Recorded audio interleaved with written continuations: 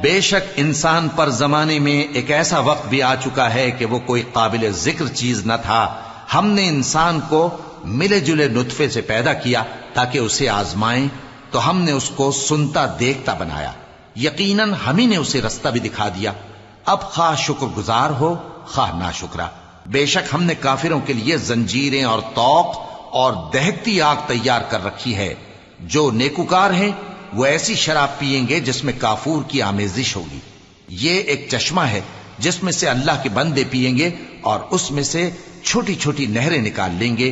یہ لوگ نظریں پوری کرتے ہیں اور اس دن سے جس کی سختی پھیل رہی ہوگی خوف رکھتے ہیں، اور باوجود کہ ان کو خود کھانے کی چاہت ہوتی ہے مگر فقیروں اور یتیموں اور قیدیوں کو کھلاتے ہیں، اور کہتے ہیں کہ ہم تم کو محض اللہ کی خوشنودی کے لیے کھلاتے ہیں، نہ تم سے بدلہ چاہتے ہیں اور نہ شکر گزاری.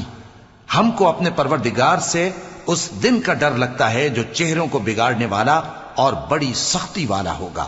چنانچہ اللہ ان کو اس دن کی سختی سے بچا لے گا اور تازگی اور خوشی عنایت فرمائے گا، اور ان کے صبر کے بدلے ان کو بہشت اور ریشمی لباس عطا کرے گا.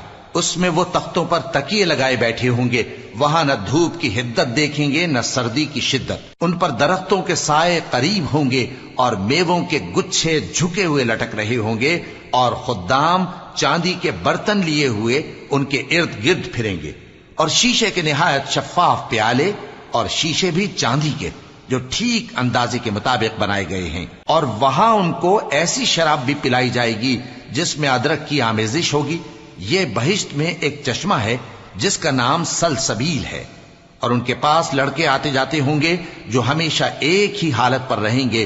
جب تم ان پر نگاہ ڈالو تو خیال کرو کہ بکھرے ہوئے موتی ہیں. اور بہشت میں جہاں آنکھ اٹھاؤ گے کثرت سے نعمت اور عظیم الشان سلطنت دیکھو گے. ان کے جسموں پر دیبا اور اطلس کے سبز کپڑے ہوں گے، اور انہیں چاندی کے کنگن پہنائے جائیں گے، اور ان کا پروردگار ان کو نہایت پاکیزہ مشروب پلائے گا. فرمائے گا یہ تمہارا صلہ ہے اور تمہاری محنت ہمارے ہاں مقبول ہوئی. اے نبی صلی اللہ علیہ وآلہ وسلم، ہم نے تم پر قرآن بتدریج نازل کیا ہے، تو اپنے پروردگار کے فیصلے کے لیے انتظار کیے رہو، اور ان لوگوں میں سے کسی بدعمل اور ناشکرے کا کہا نہ ماننا.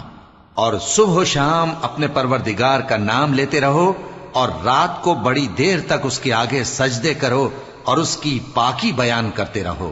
یہ لوگ دنیا کو دوست رکھتے ہیں اور قیامت کے بھاری دن کو پس پشت چھوڑے دیتے ہیں.